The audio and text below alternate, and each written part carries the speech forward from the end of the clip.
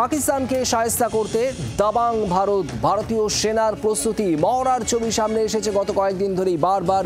নৌসেনা, বায়ুসেনা এবং স্থলসেনা অত্যাধুনিক সমরাস্ত্রের প্রদর্শনী। একদিকে সীমান্ত বরাবর ভারতীয় স্থলসেনা তারা একটানা তাদের মহড়া চালিয়ে যাচ্ছে, অন্যদিকে আরব সাগরে ভারতীয় নৌবাহিনীর মহড়া। আর গঙ্গা এক্সপ্রেসওয়ে সহ একাধিক জায়গায় ভারতীয় বায়ুসেনা তাদেরও মহড়া চলছে পুরো দমে। শত্রুপক্ষের পা টলে যেতে বাধ্য, আর পাকিস্তানকে ধূলিসাৎ করতে লাগবে মাত্র কয়েক মিনিট। বিপুল সামরিক শক্তি রয়েছে ভারতের। রাফাল, সুখোই, তেজাস, মিরাজের মতো বায়ুসেনার বিপুল অস্ত্র সম্ভার। এর সঙ্গে সঙ্গে রয়েছে সাবমেরিন, ভারতীয় নৌবাহিনী, নৌবহর, আইএনএস বিক্রমাদিত্য, আইএনএস কলকাতার মতো অত্যাধুনিক মানের যুদ্ধ জাহাজ, যেখান থেকেও সরাসরি আক্রমণ শানাতে পারে ভারতীয় বায়ুসেনার বিমান। আর এরই সঙ্গে সঙ্গে ভারতীয় স্থলবাহিনী বিপুল অস্ত্রশস্ত্র সজ্জিত। শেষ মুহূর্তের প্রস্তুতি একেবারে চূড়ান্ত।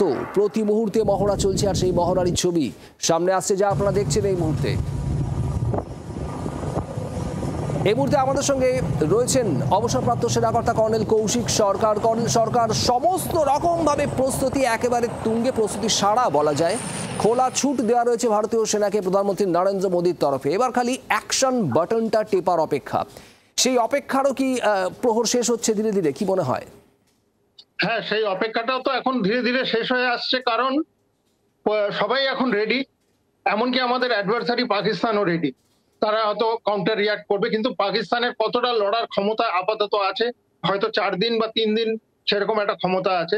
তাদের আর্টিলারির যে অ্যামিনিশন, সেটাও একটা চিন্তার বিষয়। তো আমাদের কাছে কিন্তু ফুল ফ্লেজেড আমরা রেডি। আমাদের মহড়াও চলছে, নেভি মুভমেন্ট করেছে, এয়ারফোর্স তার এক্সারসাইজ চালিয়ে যাচ্ছে, আর্মি তার কাজ করে যাচ্ছে। বর্ডারে সেনা মোতায়েন হয়েছে, সিজ ফায়ার ভায়োলেশন চলছে, তার উপযুক্ত জবাব আমরা দিচ্ছি। এইগুলো সব নিয়েই একটা যুদ্ধ পরিস্থিতি হয়ে দাঁড়িয়ে আছে। কিন্তু ন্যাশনাল প্ল্যানার আর কমান্ডারদের উপরই ডিপেন্ড করছে কবে এই জিনিসটা হবে, এবং দ্য লোকেশন, দ্য টার্গেট, এবং কোন সময় সেটা হবে, সেটা কিন্তু অনিশ্চিত। এটা পরিষ্কারভাবে বলা যায় না। তো এটা তাদের মাথাতেই আছে কিভাবে এবং কিভাবে তারা সারপ্রাইজটা মেনটেন করে ভারতকে জয়ের দিকে এগিয়ে নিয়ে যাবে। কর্নেল সরকার, ঠিক এই জায়গাতেই প্রশ্ন, যেখানে গোলা বারুদের মজুদ একেবারে সীমিত, এরকমও বলা হচ্ছে যে মাত্র যুদ্ধ শুরু হলে 4 দিন পর্যন্ত এই মুহূর্তে টানার ক্ষমতা রয়েছে পাকিস্তানের। সেই জায়গায় এটা ঠিক যে চূড়ান্ত সিদ্ধান্তের ক্ষেত্রে অনেক রকমের স্ট্র্যাটেজিক বিষয় থাকে জড়িয়ে, কিন্তু সময় যত গড়াবে তত নিজেদের গুছিয়ে নেওয়ার কি সুযোগ পাবে না পাকিস্তান? পাকিস্তান যতই গুছিয়ে নেওয়ার সুযোগ পাক, কিন্তু তাদেরকে মদত দেওয়ার লোকও সেরকম নেই।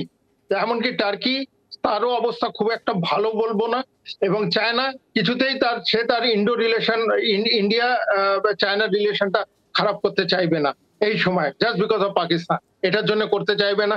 সেই জন্য পাকিস্তানের কাছে যা আছে, ওদের কাছে যা রিজার্ভ আছে, ফরেন রিজার্ভ আছে, এত সীমিত যে তারা কোনো মুহূর্তেও এইগুলো করতে পারবে না। তাদের যে এয়ারক্রাফট যেগুলো আছে, F-16 আছে বলুন বা JF-17 আছে, এই এয়ারক্রাফট গুলো এখনো 50% সার্ভিসেবিলিটি, এগুলোর অবস্থা ঠিক নয়। তারা ভয়ে তাদের F-16 গুলো পিছিয়ে নিয়ে গেছে, কারণ তারা ভয় পাচ্ছে যে ইন্ডিয়া হয়তো তাদের এয়ারবেস গুলোকে অ্যাটাক করবে, তাদের ভালো এয়ারক্রাফট গুলো নষ্ট করে দেওয়ার চেষ্টা করবে।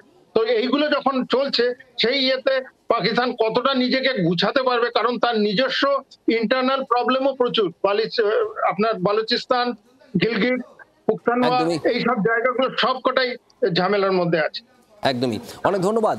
আমাদের সঙ্গে ছিলেন অবসরপ্রাপ্ত সেনাকর্তা কর্নেল কৌশিক সরকার।